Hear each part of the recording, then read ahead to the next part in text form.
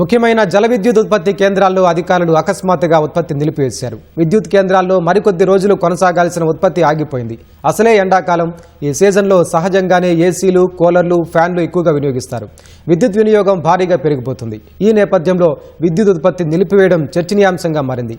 ఇంతకీ హైడెల్ ఉత్పత్తి ఎందుకు నిలిపివేశారు, తిరిగి ఎప్పుడు ప్రారంభిస్తారు తదితర అంశాలపై హైడెల్ డైరెక్టర్ బాలరాజుతో మా ప్రతినిధి శ్రీపతి శ్రీనివాస్ ముఖాముఖి.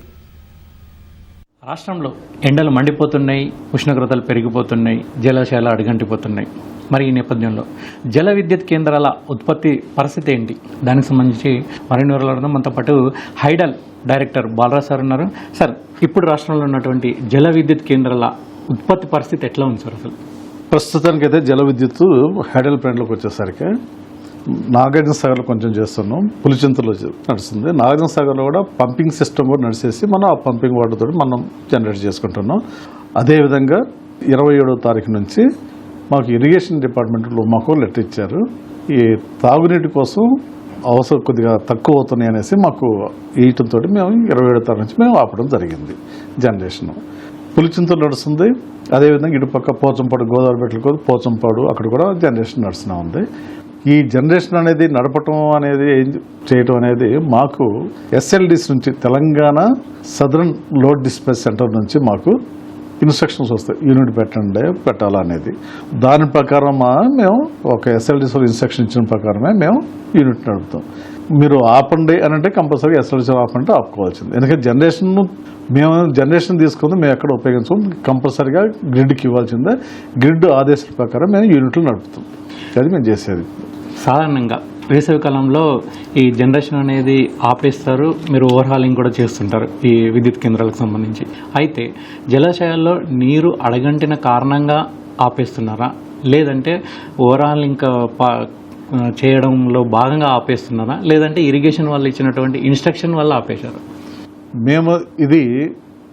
మీ ఎస్ఎల్డిసి వాళ్ళని ముందునే మేము ఒక లెటర్ ద్వారా రిక్వెస్ట్ చేయడం జరిగింది. మా ఈ సమ్మర్లో ప్రతి సంవత్సరం జరిగే విధంగానే ఈ సమ్మర్లో కూడా మేము ఓవరాల్ చేసుకుంటాం అనేది మేము ఒక రిక్వెస్ట్ లెటర్ పెట్టినాం. దాని కారణంగా వాళ్ళు పర్మిషన్ ఇచ్చారు. ఆ పర్మిషన్ ప్రకారం మేము చేసుకుంటూ పోతాం, 1 by 1 యూనిట్ చేసుకుంటూ పోతాం అంటున్నాం. ఇది ఈ శ్రీశైలంలో అనేది వాళ్ళు లెటర్ ఇచ్చినా కానీ మాకు ఎస్ఎల్డిసి యొక్క రిక్వెస్ట్ మీద మేము పోతూ ఉంటాం. అది వాటర్ కన్జంప్షన్ అనేది జనరల్గా కల్వకుంట లిఫ్ట్ ఇరిగేషన్కి డ్రింకింగ్ వాటర్ ఇరిగేషన్ ఉంది కాబట్టి, యాక్చువల్గా డిజైన్స్ కూడా ఇరిగేషన్ ప్రకారం ఉంది కాబట్టి వాళ్ళు ఇరిగేషన్ ఆదేశాలు వాళ్ళు ఇచ్చేసి ఎస్ఎల్డి వాళ్ళకి ఇన్స్ట్రక్షన్ ఇచ్చారేమో మాకు తెలియదు. ఎస్ఎల్డిస్ వెళ్తే మాకు ఆపని చెప్పారు కాబట్టి మేము ఆపుతున్నాం. సాధారణంగా వర్షాకాలంలో జల విద్యుత్పత్తి ఎక్కువగా ఉంటుంది. ఈ గడిచినటువంటి 5 ఏళ్ల కాలంలో హైడెల్ విద్యుత్ ఉత్పత్తి ఎట్లా జరిగింది, మన డిస్కంలకు మీరు ఏ స్థాయిలో వాటిని పంపిణీ చేశారు?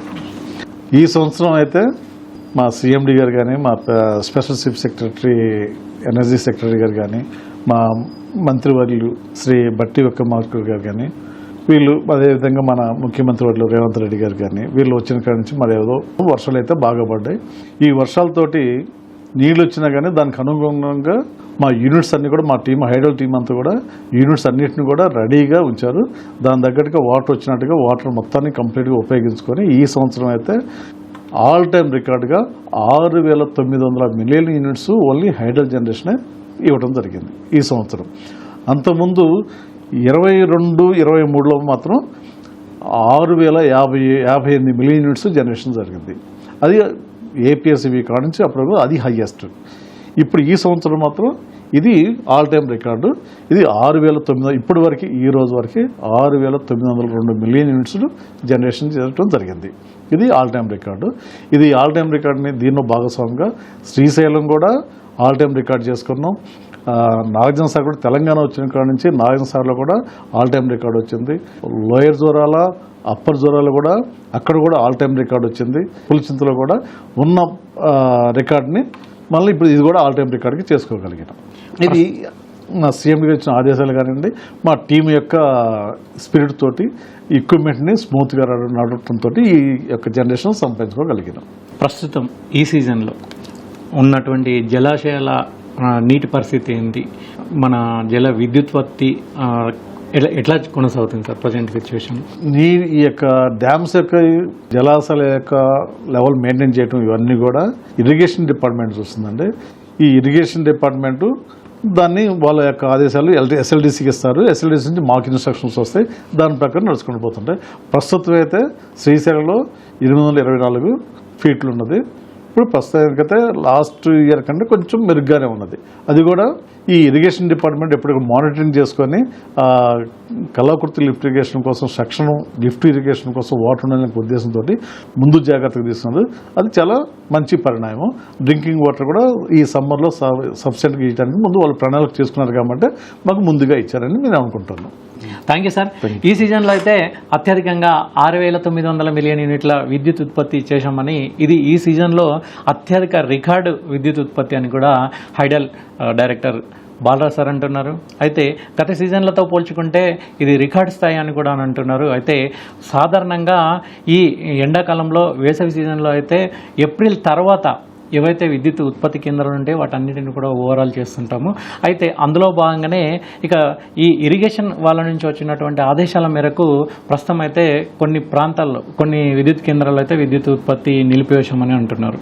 కెమెరామెన్ బాలాజీతో శ్రీనివాస్, ఈటీవీ న్యూస్, హైదరాబాద్.